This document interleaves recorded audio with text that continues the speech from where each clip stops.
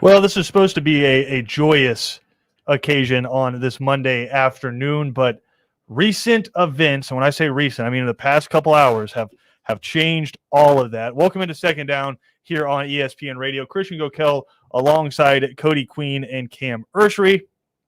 If you haven't been following along on social media or you weren't watching Fox Sports a couple hours ago, then you probably haven't seen the latest from the Atlanta Falcons and one Julio Jones. But as we sit right now, it appears that Julio Jones' time in Atlanta is going to come to an end as soon as, I'd say, June 1st is the first day you're really going to see any for real trade talks. Everything you see right now is hearsay. Like, yes, June 1st is when this is going to happen in terms of money. But to recap with you, Undisputed, Shannon Sharp, Skip Bayless, they do a really good show over there, but a bizarre segment, I guess, is the best way to put it from this morning.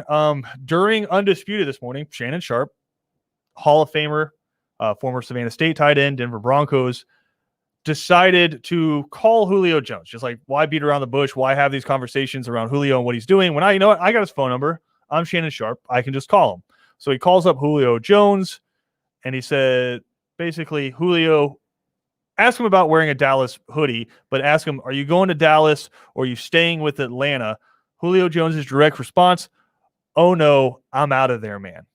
So from Julio Jones' own mouth, he's out. He's done. And then a little bit later, Ian Rappaport comes out on Twitter and says, per sources, Julio Jones a couple months ago requested a trade from the Atlanta Falcons, and both sides have been very respectful to each other, as you should be, to the greatest receiver your franchise has ever had. So both sides have been very amicable, and Julio Jones apparently is now going to be traded. We've seen the last, according to Julio Jones and Ian Rappaport, we've seen the last of Julio Jones in an Atlanta Falcons uniform. Before we talk about that, though, I kind of want to talk about what Shannon Sharp did to Julio Jones and just kind of the way he handled it, because in the media, Cam, you have to let someone know they're on the record or on the air, right? You have to let them know that they're being recorded, basically, is what it comes down to. You can't record without somebody's permission. And it is a big no-no to just cold call somebody while you're live on the air. And from everything we can garner, that's exactly what Shannon Sharp did to Julio Jones. Now, does Julio Jones care? Maybe, maybe not. Did Shannon Sharp send Julio Jones a text message before that and say, hey, I'm going to call you and be on the air? We don't know. Did Julio Jones respond to that text message? We don't know. We don't know if there's anything like that. But based on the conversation we saw leading up to the phone call and the phone call we heard, I mean, Cody, you listened to the audio. Julio Jones just sounded like a dude who was answering a phone call from a friend. It did not sound like he knew he was on the air. Yeah, it didn't sound like he was on the air at all. He was using language that's not meant for being on air. I mean, he kind of dropped 3 letters of the bad word that starts with SH. Yeah. He hit it with the bleep. Yep. So that made me lead the bleep. And he was also like kind of unprepared, or hang on real quick, hang on. It sounded like if I called you while you were driving. Yeah, that's what I'm saying. Yeah. He wasn't like ready to say if he did text, I don't know, but let's say if you call me, if I know you're going to call me, I'm ready right then and there. We have guests all the time that are ready right then and there.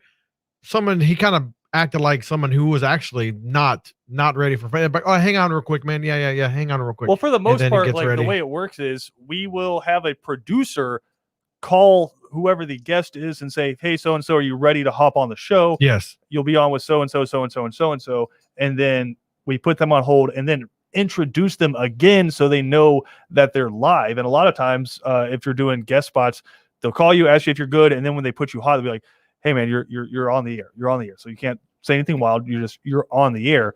That is not what happened at all. It was pretty much, Julio, what's up? It's your favorite uncle, I believe is what Shannon Sharp said. And Julio Jones hit him with what's good with you? I'm just heading out to see my brother, work out a little bit. And Shannon Sharp hit him with directly away with, man, you going to Dallas or you staying in Atlanta? And Julio Jones said, oh no, I'm out of there, man. So, I mean, Cam, I don't know. Again, we don't know if Julio Jones is upset about this. Maybe he doesn't care. But everything had been just locked airtight around this situation, right? Everything was speculation. I was going to bring this up anyway because there is some reckless reporting from some media outlets. I'll say one of them, heavy.com, has done some reckless stuff saying that, like, in the headline before you click on the article, Julio Jones has voiced who he wants to be his new team. And then when you click on the article inside of it, it says, per this guy, he heard from this guy that Julio Jones wants to play for the Patriots. That's not Julio Jones voicing where he wants to play. So there's already been plenty of reckless reporting around this Julio Jones thing. Anyway, it's become the NFL, right? It's gossip, right? The NBA had been like this for a long time, where you get almost as much traction with readership for the actual sports breakdown than with the gossip and trade rumors and all that. But this Julio Jones thing is something we're really not used to for the Falcons, right? Usually a really good Atlanta Falcons player, you're not seeing them on the trade block like this. Really, I don't think we've seen coverage for an Atlanta Falcons player like this since Michael Vick. Since Michael Vick got arrested. Yeah. Since Michael Vick, or when Michael Vick was coming out and then getting back into the league. Yeah. But there's already been a ton of reckless reporting around this, but the Falcons came and kept this airtight. So if I have to imagine, if Julio Jones knows he's going on the air, he probably isn't saying yes to that interview just based off the situation, because to me, looking at this, it would seem like this would drive Julio Jones's value down in the NFL for the Falcons, because right now, Cam, they're asking for a first round pick, but if teams know he has requested a trade, then, oh, well, if he wants out of there, you guys have this cap situation, we're not going to give you anything. Yeah, I mean, that's true. His value, it has diminished a little bit because of what happened this morning. It broke my heart hearing that. Julio, he's been in Atlanta for, I think, 10 years. You haven't heard a peep out of him in 10 years. So the fact that he says, oh, I'm out of there, oh, he's for real. He doesn't like the trade rumors. He's been losing the past 3 years. So I'm not shocked that he said that, but it just breaks my heart hearing that. He's the greatest Falcon ever. Just a guy that came in there and worked hard each and every day, gave us great entertainment, was a great player. But yeah, his value is going to diminish because of this, definitely. And now he's saying, oh, I don't want to go to the Cowboys. It's definitely going to diminish even more. Probably won't get a first round pick now. And that's what the Falcons reportedly are asking for, is a first-round pick. That's what I think they should be asking for, right? Yes. Julio Jones is one of the best wide receivers in the NFL, if not the best wide receiver in the NFL. And I think you absolutely have to ask, especially if it's a team like Tennessee or the Ravens, right, where they're in a win-now mentality. First-round pick doesn't entirely matter to them if they need to win in the next couple of years, because you have a guy like Julio Jones. I don't care who you pick in the first round. Within those 2 years, he's not going to be better than Julio Jones. So I think Tennessee, yeah, why not? they ain't got the cap. If they trade $3.5 million in cap, that's it. but they're still restructuring. So I mean, I think Tennessee has already been one of the teams that have been linked to it. San Francisco is another team that's they can link to them all they want, but let's be realistic. Again, we've talked about this, Cody. You can look at Spotrac as much as you want to, and like every year we hear about 5 teams like, oh my God, they're not going to be able to play this season because they're going to be over the cap. It's like it's every year. It's not that, but you can't add a player getting paid that much, because the Falcons' reason why they're getting, one of the main reasons to get rid of them is to get rid of the cap. So they're not going to try to eat as much cap as you're thinking. But again, from what we are hearing, the Falcons didn't necessarily want to get rid of him. Julio Jones approached them saying, I want a trade. That's from Ian Rappaport. And I think that makes a lot more sense, is because we've talked about this repeatedly. The Falcons have built themselves around Matt Ryan and committed to Matt Ryan. Why would you then trade his best available player? Like, I'll go on record and say this right now.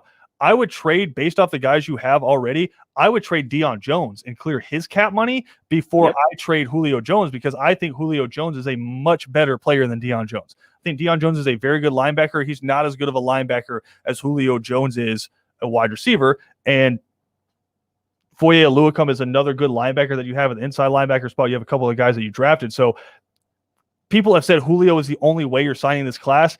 It's not entirely true. And also, Cody, you're just starting camps right now. Guys are going to get cut. Guys are going to get traded. Guys are going to get restructured. They're going to get under the salary cap. It's going to happen for the Titans. So if they want to trade for him, they can. Same with the Ravens. Same for the Patriots. The one that I think is interesting with the Patriots is people are saying he wants to win now. No. The Patriots just picked 15th overall in the draft and drafted a new quarterback. I don't think the Patriots are Julio Jones away from winning a Super Bowl. They were pretty dreadful last year. So that's the one I don't understand. But if he wants to go to a winner, I'd say Baltimore and San Francisco are the two top ones. And if I'm the Falcons, I'd rather trade him to Baltimore than San Francisco. Baltimore's got the money. I'd rather him not be in my conference. Yep. See, I'm a big money guy. Baltimore's got the money. 49ers got the money. Those picks you're just saying are great picks. So let's go to, I know you don't like the cap much. San Francisco, I would doubt them happening for a first rounder because we just saw they traded away a bunch of first rounders to move up for 3. Yeah, I got the Chargers. The Colts. I've told you, I still think Colts aren't done trying to make moves. I'm just telling you who I think he's got like who he's been linked to. 8 or 9 picks next year in their draft. So they could probably give up a second round, and I think they have 2 third rounders. So I think they could give that up, and then they could eat the cap. They have $20 million in cap space. Yeah. They could pay him, make them happy. Colts, man, watch out for the Colts. And they just gave homeboy. What did Julio Jones say? He said, "I want to win."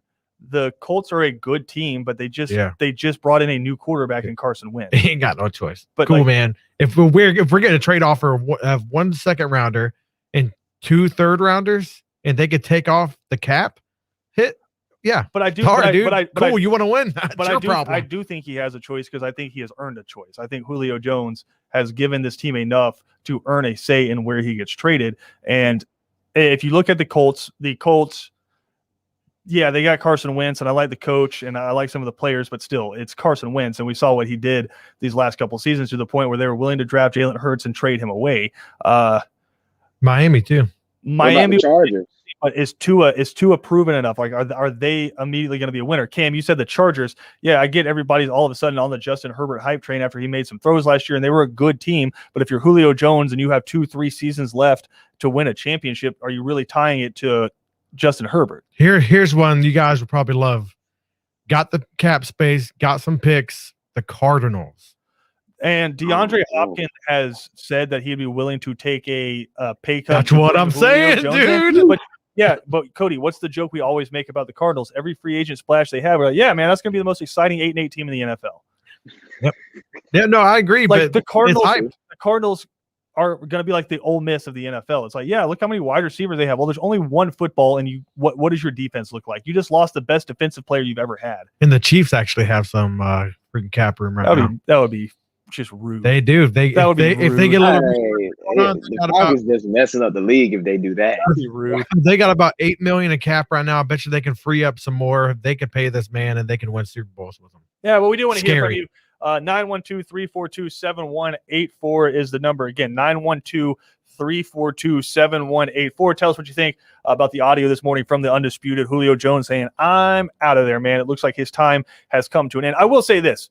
No matter what happens, where he goes, Julio Jones, thank you for everything you have done for the Atlanta Falcons franchise. I mean, franchise leader in receiving yards and receptions. Almost has 1,000 receiving yards in the playoffs for his career, averages over 100 yards per game in the playoffs for his career, 3-time over 250 yards in a game. He's the only player in NFL history to do that. And Cody, your stat, as we currently sit, Julio Jones has the most yards per game as a wide receiver in NFL history. So no matter what happens with Julio, thank you for an amazing decade plus in Atlanta. I will always appreciate you. We'll root for you no matter where you go. But again, for everyone listening right now, 912-342-7184. We want to hear what you have to say about the Julio Jones news. We'll come back. Cam, Hawks get a clutch performance from Trae Young. Still game 1 from the New York Knicks. We'll talk about that when we come back. And also a huge weekend power-wise for the Atlanta Braves as they sit a game and a half back from the New York Mets right now with the night off tonight. We'll come back and talk about all of it right here on ESPN Radio.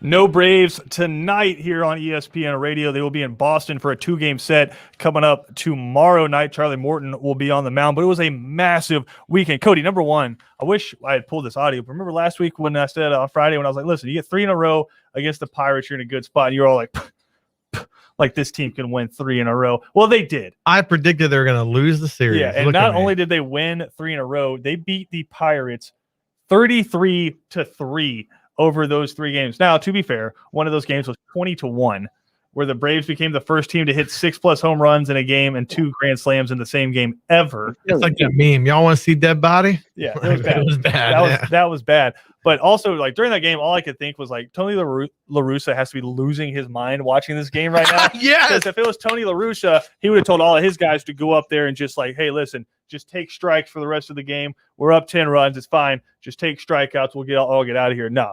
Adrianza was like, oh, well, I'm up 3-0 in the 9th on a pitcher that's a position player. Yeah, I'm going yard and hit a grand slam. It's fine. And yeah, you know what? Neither coach was mad about it. It's weird how that works out. But over the weekend, a huge performance from a few guys. Obviously, Ronald Acuna is doing Ronald Acuna things. The average is dropping a little bit. I wonder how much that has to do with the ankle still, but still hitting for power, led off a game with a home run. But Austin Riley, my boy, he's been good all year, but I just remember listening to some of the Braves analysts during the pregame show, and they're saying, yeah, the average is up there, but that's not really what you ask Austin Riley for. And I kind of understood what they were saying is Austin Riley's a power piece. Like, yes. You want him in the lineup as a power hitter. It's kind of like with Freddie Freeman. Teams think it's a win when they just get Freddie Freeman a single, right? If Freddie Freeman singles, it's the same as a walk. It doesn't do a ton of damage. What you have to be careful with Freddie Freeman is he can go yard on you and he can double real quick. So with Austin Riley, yeah, he was hitting for a high average, but it wasn't doing a ton of damage, especially because the guys around him. I think for the most part, he's been like bookended by Ozzie Albies and Dansby Swanson. Didn't have a chance to put up too many RBIs or do too much damage, but still, for a good portion of the season, hitting around 280, all of a sudden he's caught fire. Over the weekend, he was 7 for 12, 4 home runs, and he actually had 2 home run games, 2 doubles, and 9 RBIs. And he's currently 10th in Major League Baseball with a .320 batting average. Good for best on the Atlanta Braves since Ronald Acuna has come back down from the moon a little bit. But, man, some big performances over the weekend. But, Cam, you're now 23-24, 1 game back from 500, and you're just a game and a half back from the New York Mets. Just what the doctor ordered this weekend. Definitely. The Braves, I feel like this 3-game winning streak is going to put them back on track. I hope so. I hope I don't jinx them, but they needed this. The bats got hot. The pitching was good. You only gave up 3 runs in 3 games after that first L. So this might be the stride that they need. This might be the winning streak that they needed to move forward. But they play the Red Sox, who's pretty good, and then the Mets after that. So we're going to see what they're made of these next 5 games. I'm going to take the L on this one, fellas. Sorry. I wasn't expecting this. My boy Freddie came out there, smashing them, doing work. Last game, he was 0 for 4, yeah. But he was all the other games. My boy was out there doing what he does for the team, doing amazing things. I'm sorry. I know I said that they struggle outside of the division, and now they're proving, hey, outside of division, we're going to handle our own. Inside of division, we're going to go 1 for 1. You know, we're going to go blow for blow with the guys sometimes. And so, yeah, this is a so far fun team to watch. I'm sorry. I'm sorry, guys. Look, Cody, we forgive you. But that being said, I think the Braves did what they needed to do over the weekend, right? Which, when you play the Red Sox, a good outcome would be split the series. Right? Yes. 1-1. If you can go 1-1 against the Red Sox, that's a good series. And you take advantage of playing against bad teams, which the Pittsburgh Pirates are a bad team. I think their home run leader has 4 home runs on the season. We're over 40 games through the season already. So you do what you're supposed to do. Win against bad teams and then split the stuff against the good teams, right? All you got to do is make the playoffs, and then you can start making some noise. And you're only a game and a half back from the Mets. Now, that being said, you play the Red Sox, who are currently leading the AL East, and they have a 29-19 record, 10 games. Last 10 games, 7-3, but then they have the Rays coming up on them. Rays just won 10 in a row. Yeah, the Rays are good. The New York Yankees had a really good weekend as well. But that being said, you have the Sox. If you can split that series with them, you got the New York Mets coming up on the road, who just took 2 out of 3 against you at home. So hopefully you can go up and do the same thing to them. If you can do that, you're walking out of there with the division lead. That's a huge 5-game swing, especially going into where you're going to have to play some really good baseball teams coming up, including the Los Angeles Dodgers. I know the Nationals in there. They've been struggling a little bit, but I don't think anybody in this division is more than 3 games back right now. Like, everybody's on top of each other in this division. So some big matchups coming up. But Cam, I think, touched on it the most there. You've got really good starting pitching for the most part. Yeah. The last 2 weeks, right? Max Fried has tied together 3 straight really good outings. Charlie Morton's had some good outings. Drew Smiley's had some good outings. Ian Anderson, I think he's been the most consistent pitcher for the Braves all year, and he kind of struggled a little bit. He let the pitch count get up there, gave up some runs. But other than that, the last few weeks, starting pitching has been really good for the Braves. To me, Cam, you see the offense starting to come around, which, again, he scored 33 runs over the weekend. And if you want to take the 20 game out, he scored 6 and 7 in back-to-back days, which is where you expect this team to be around with this offense. And you're getting good starting pitching. I'm hoping, and I'm being really cautiously optimistic, I'm hoping that we're starting to see this team kind of hit the upslope a little bit. Yeah, I agree. I'm hoping so too, but like you said, inferior opponent. That's what you're supposed to do. So when you play Boston, you're seeing this 2-game stretch and then a 3-game series against the Mets. That's when you know, okay, it's Atlanta for real. You go 1-1 with Boston, success. 2-1 with the Mets, success. You back at 500, I think, leading the division. Now you're like, okay, it's time to get it on and popping. Good to go. So that's when you know if the Braves are for real. If they go down that stretch, go 3-2. And I am curious because you will have a DH for the next 2 days as you were in Boston. I'm kind of weird about this because, well, I think it's a good thing because you can theoretically stretch out your starting pitcher a little bit more if you need to. Okay. If they're having a good outing, you won't have to pitch in for him. If Charlie Morton can go out there and give you 7 innings, you won't have to pitch in for him in a close game. But I'm curious who the DH is going to be because I'm weird about this. I think Pablo Sandoval is at his best when you just let him sit on the bench until you need him. And I know DH, all you do is go up there and bat and sit down. But still, I think there's just something special about the Panda sitting over there charging in the dugout. Eating food. Giving out hugs when anybody else hits a home run. And like they literally have it at the end of the dugout. I mean, I want a hug. Oh, at the end of the dugout now, there's a sign that says Panda will hug for home runs. Yes. And he stands under and they walk to the end of the dugout every time. Yes. He's the last guy they see, get some hugs. But I like him charging and just coming in to pinch it when you need him. Now, again, probably not pitch hitting very much in the AL with the DH in there, but I think there's some other guys like Adrianza. I would like to see him maybe get that because Pablo, he'll go yard, but he'll probably also go 1 for 4 or 1 for 5 in the game. Whereas Adrianza, he'll hit doubles and he'll stay on base. And that's what you need coming up against a really good offense and some good pitching for the Red Sox. I don't know. Am I weird on that, Cam? Like I understand Pablo's got the power and he can swing that bat. I like seeing him on the bench and then wait for you when you need him late.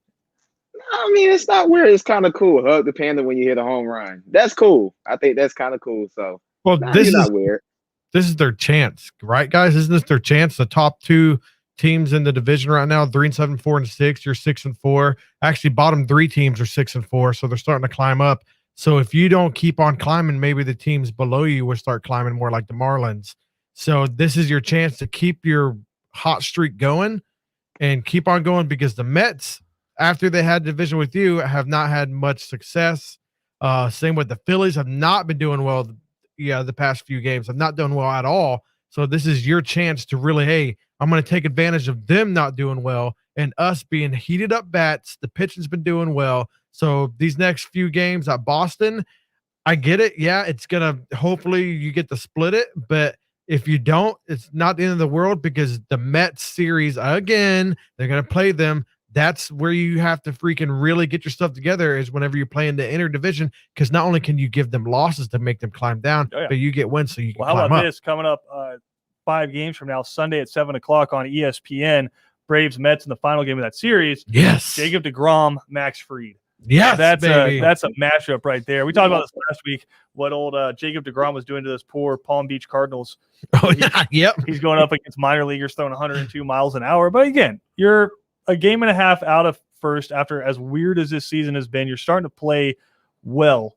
I'm not going to say great, but you're starting to play well. You had a really good 3 games, but against some bad teams. But again, Cody, you mentioned it. Red Sox, that's a big series, but not as much as the next 2 where you go Mets, Nationals. That's really where you're going to know as we start getting towards this getting closer to the All-Star break about where this team's at. If you can win those 2 series, I think you're in a really good spot. You got a 4-game set at home against the Nationals after 3 on the road against the Mets. I think that's a really big stretch coming up for the Atlanta Braves, and especially before you play host to the Dodgers for 3 games in a row after they have all of a sudden caught fire after a slightly rocky start, but they're clearly the best team in baseball coming to Atlanta a few series from now. But again, huge weekend for the Atlanta Braves. We do have a lot more to dive in here, though. NCAA Division I Council has talked about acting on this NIL stuff. What does it mean? Will guys be able to make some money coming up? I mean, we've talked to some people, Cody, where they said, listen, it doesn't matter what the NCAA says. It would be illegal for them to block it if it's legal in the state. So that's coming up here in a little bit. Also going to dive into a huge win from the Hawks last night. All that coming up next right here on ESPN Radio.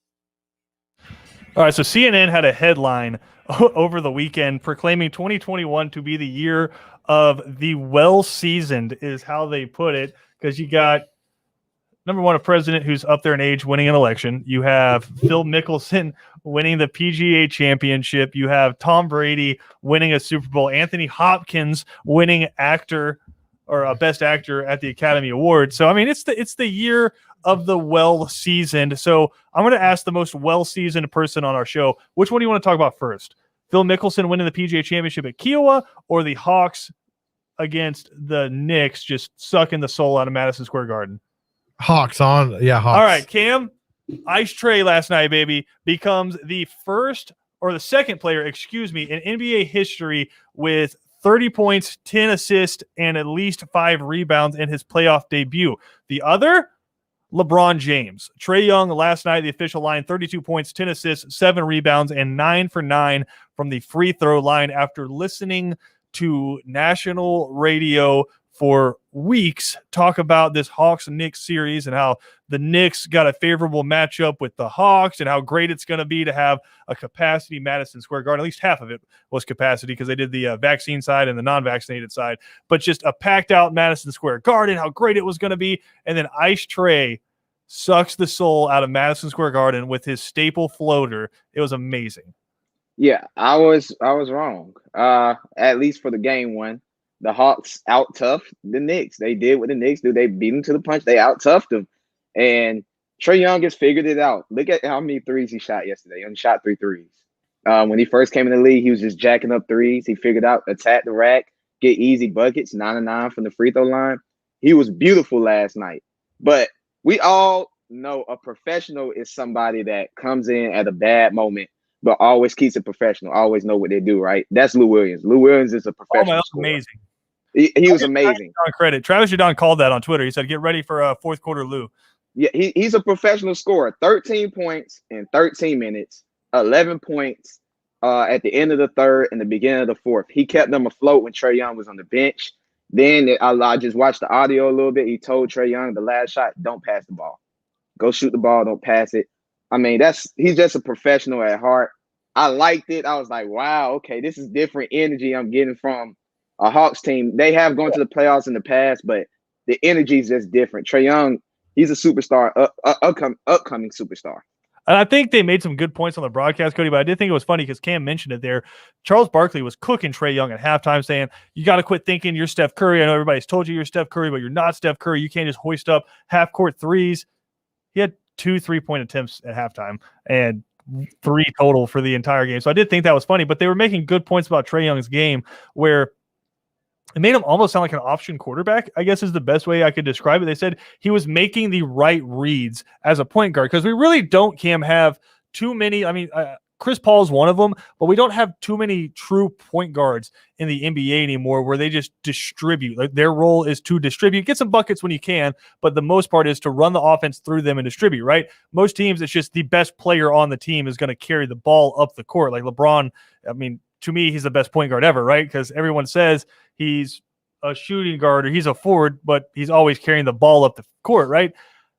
Trae Young's a point guard, and that's what he played last night. I mean, he hit, was it Bogdanovich on the pass where it's just there's no way he should have been able to hit that pass.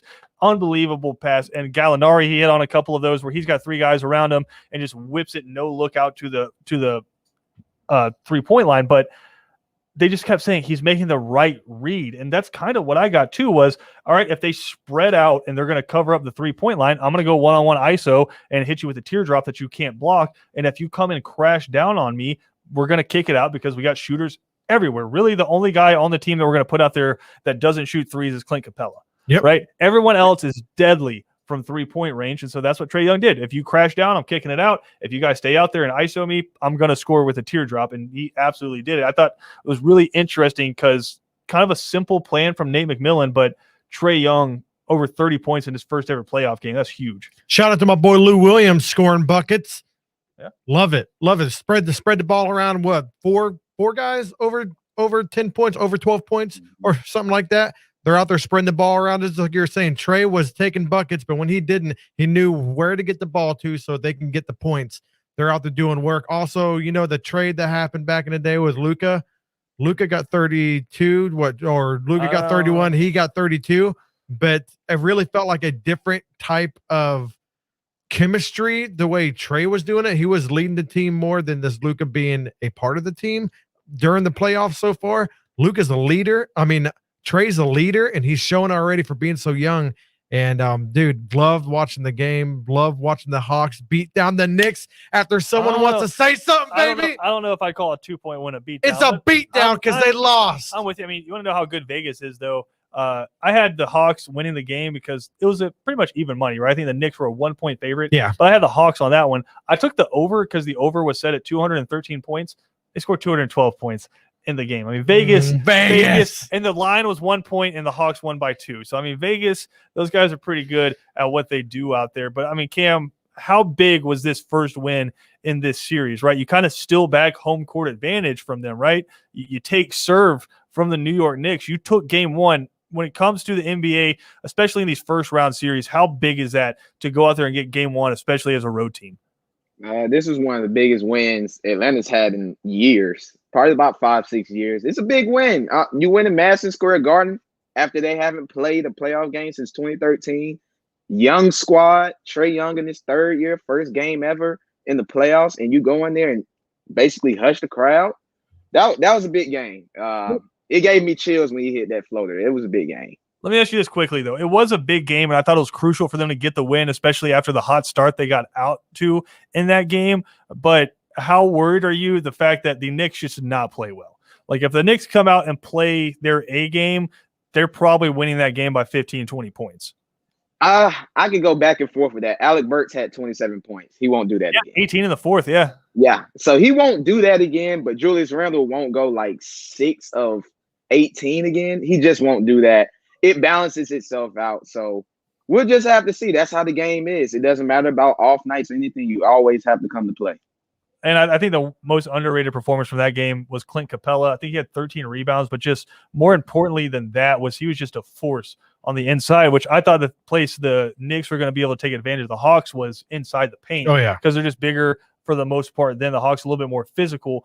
But Clint Capella was just a monster down there. But I would not be surprised if we see RJ Barrett and Julius Randle really pushing to try to get in the paint more coming up in game 2 and just kind of out physical the Hawks. Because it felt different. It felt like the Hawks were trying to get to the paint more than the Knicks, and it felt like the Knicks were settling for the mid-range jumper, which, as we've learned just through math, is the least efficient shot in the NBA, and they were settling for that a lot. So interesting, but huge for the Hawks to go into Madison Square Garden in front of Spike Lee and Tracy Morgan and all those folks, and still game 1 just on the teardrop, baby. Ice Trey adding to his legacy now in the playoffs. Didn't want to talk about this, though.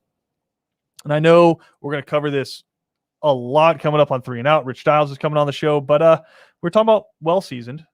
And Phil Mickelson, I will say, is that 50 years old, almost 51 years old, goes out and wins a major championship, becomes the oldest player to ever win a major championship in golf. Kiawah Island was nuts. I mean, you had crowds like invading the fairway. You're having to use police officers and security guards to get Phil Mickelson and Brooks Koepka to the 18th hole. Like, they're having to push their way through. Just imagine that on any other sport, right? Where you have active players like playing the game, having to fight through a crowd to get and finish the game. It was an unbelievable scene at Kiawah, but it did bring up some thoughts to me. And the first 2 rounds of golf I thought about were Jack Nicklaus in 1986 when he won the Masters at age 46, and then Tiger Woods, of course, back in 2019 after everything he had to overcome, coming back and winning the Masters. Those are the 2 that everyone are comparing that final round for Phil Mickelson and that win to. I think if I had to rank them, I got Tiger in 2019 still as the biggest win ever. I agree. Period. Just because of everything he came back from. It's Tiger and everyone counting him out. The injuries, obviously the incident in Florida where he was on prescription medication, where he was pulled over for driving under the influence, coming back from that and like hugging his mom in the same spot he had hugged his dad, his late father, when he won his first one, hugging his mom right there. And I thought the most impactful thing he said about that win was his kids had only ever seen him as a golfer, as the guy who struggles to win some tournaments or can't even finish tournaments in the regular PGA. They had only seen him as a major champion on YouTube. And so for his legacy and as a dad, he wanted to go out and win a major where his kids could see it and remember it. And to do that at Augusta, I thought was huge. So I still think that one's number one. I think Jack is still at 46. That was a more impressive win for me than what Phil Mickelson did yesterday. I'm not trying to take anything away from Phil, but the rest of the field did not play well coming down the stretch. I mean, Brooks Koepka was his biggest They fell off, yeah, over par for the day. Jordan Spieth, Justin Thomas, a lot of those other guys. Louis Oosthuizen really fell apart on the day. And I guess that's, I mean, they're all playing the same course. So if they're falling apart and Phil Mickelson's able to stay at even par and come through and win the tournament, that says something about Phil. But just as a reminder, back in 1986, number one, coolest thing, Jack Nicklaus played the 1986 Masters at 46 with his son as his caddy. So, I mean, that's pretty cool. I know we've seen that recently with some wins on the PGA Tour, but for the Masters, you got your son on the bag. You're like, let's just go out. Not favored to win at all. I'm old. You got all these other guys in here now who are supposed to win it. Let's just have my son on the bag and create some memories. Well, then you go out and shoot a 65 in the final round of the Masters, including a -6 on the back nine, and you come from behind, and you were behind Seve Ballesteros, Greg Norman, Bernard Langer, and Tom Watson, like all Hall of Famers. Great, yep. All Hall of Famers, and you come back from behind to beat those guys again with a -6 on the back nine. I still think Jack Nicklaus is more impressive than what Phil did yesterday, but until somebody that's 51 years old basically comes through and wins a major, Phil's going to own that record. I thought it was amazingly impressive. I think that's one of the records that you won't really see broken for at least a very long time. I know all these younger guys, just like it is in football and everything else, that they're taking care of their bodies and they might last longer and stuff like that. But still, you see like Roy and all them still having body problems and everything. Well, like it eventually breaks down. This in your 50s. Well, I was gonna say this, Cody, is we have seen this more going the other way in golf, because now in golf it's, I don't want to say it's the Bryson DeChambeau, but it's that to a lesser degree, right? People were really concerned when Tiger decided to like go to like buds with the Navy SEALs and like start working out with those guys and start packing on a ton of muscle, because it's just a different sport, right? It affects your swing when you do stuff like that. That's why you don't see overly yoked up soccer players, right? It's a different sport. They're running cross country. It doesn't behoove you to have a ton of muscle mass on you. And so back in the day, it was a bunch of like very little muscle tone guys out there, but flexibility and nutrition was key for those guys more so than getting yoked up. And so we did see the longevity for those guys, right? That's the reason we can still see a Steve Stricker out there playing as well as he's playing at his age, right? And I think with Phil Mickelson, it hasn't inherently been going out there and pumping weights. He said it's been his nutrition, and he looked great out there over the weekend. So, I mean, I think, you see what I'm saying? I think it kind of goes in a different direction in other sports where players are playing longer than NFL now because they're taking care of their bodies better. Whereas I think in the PGA, you're starting to see the obsession with the gym kind of take people's career arcs the other way. I know I do the back nine boys, and so there's a lot of golf history on that. I know because you got Rich, he's a little older, but like you were talking about one of like the best wins is like, but no one talks about Sam Snead anymore. Sam Snead won 3 Masters, and his 1954 Masters was one of the best a Masters game like ever. You know, he has he is what is he tied first with? Tiger passed him. Okay, most wins ever. I know he had like 82 or something like that. It was ridiculous. So, but everybody like forgets about that because they're playing with wooden clubs and everything. You know, it was like back in the day, but they were smoking on the course and like doing whatever. Well, I mean, John Daly still did that a few years ago, but still a huge win. But he's in his 50s, dude. Like, yeah, it was massive. It was a massive win. I just don't know if maybe the lack of drama at the end or the lack of somebody else playing really well at the end will maybe just keep this one below those two. But I have it third all time in terms of major wins there for Phil Mickelson, just behind Tiger and Jack Nicklaus. Got to take a quick break, though. We'll come back. Final segment of Second Down next.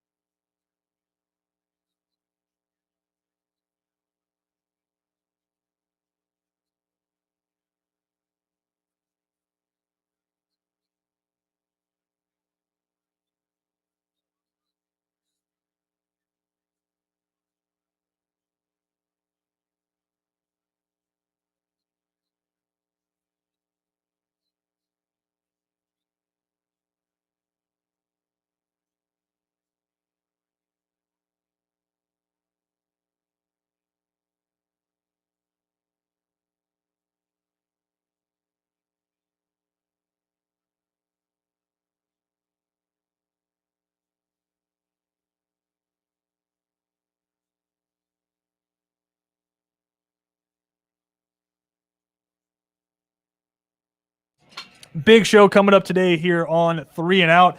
Home team Brandon Leak from 680 The Fan is going to hop on and break down last night's huge win from the Atlanta Hawks. Also talk to him a little bit about the Julio Jones news. Apparently we have seen the last of Julio Jones in Atlanta. So all that coming up on 3 and Out. Also catch up with Rich Styles of the Back Nine Boys to break down a historic win. Historic, Cody, for one Phil Mickelson at Kiowa Island, in a wild scene that we saw where the fans stormed the fairway and Phil Mickelson had to fight his way through. Brooks Koepka upset with security there at Kiowa. So we'll talk about all that next on 3 and Out.